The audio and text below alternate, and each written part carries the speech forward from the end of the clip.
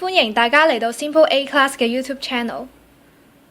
好，呢度係講 Simple Basic Course 嘅 Linear Equation 裏邊咧，呢個方法叫交叉 elimination， 用交叉 elimination 嘅方法咧去做呢個驗證嘅。咁呢個咧就係驗證 inverse 嘅方法。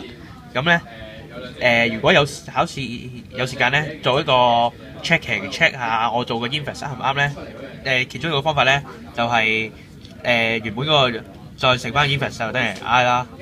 咁然之後咧，而家有第二個方法咧，就係呢個方法嚟緊講呢個方法啦。咁呢個方法咧就係咁樣 P 呢個一棟呢個 I 啦 ，I 係即係1001嗰啲 I 啦。咁然之後砌到 I 擺前，後邊係一紮數字嚟嘅。咁咧呢個數字咧就會變咗個 inverse 啦。咁我哋講個例子啦。呢度一個例子咧就係-3 1 2 1，咁呢個啦，做一個要揾佢個 inverse 啦。咁我首先我哋寫咗1001啦，然之後砌到佢咁嘅樣，要砌到之後變1001。咁呢度咧就係用交叉 elimination 嘅方法㗎。咁呢度前後整啦，即係整完之後，我哋首先將呢嚿嘢整咗變0啦，然之後就會出咗呢嚿嘢出嚟。咁咧注意咧就係其實我哋上面做嘅嘢，咁右手邊都要做翻嘅。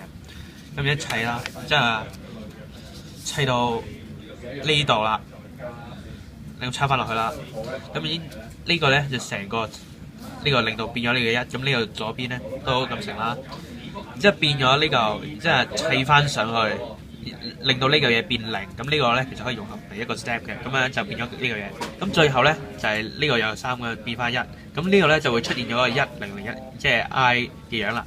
咁呢個數咧就係個 inverse 啦，就係嘅咁啦。咁咧咁講翻呢個方法啦。咁呢個方法有咩好處咧？咁咧首先咧，雖然呢個係2乘2嘅 matrix 啦，個 step 咧就望落去好似好仲要複雜過原本第一個方法，但係其實呢個 step 咧就有咩好處就係，如果遇到3乘3嘅、4乘4嘅，同埋啲裏邊啲數字咪10、1、2、3、4啊，係好大，例如40啊、50啊咁樣，用呢個方法咧係絕對係快過原本我哋做嗰個方法嘅，就係咁啦。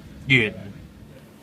我諗啱啱嘅內容應該幫到大家唔少㗎啦。如果大家有唔清楚嘅地方，歡迎你哋留 comment 嚟問我哋。如果想知道我哋最新嘅資訊嘅話，就 like 我哋嘅 Facebook page 啦。拜拜。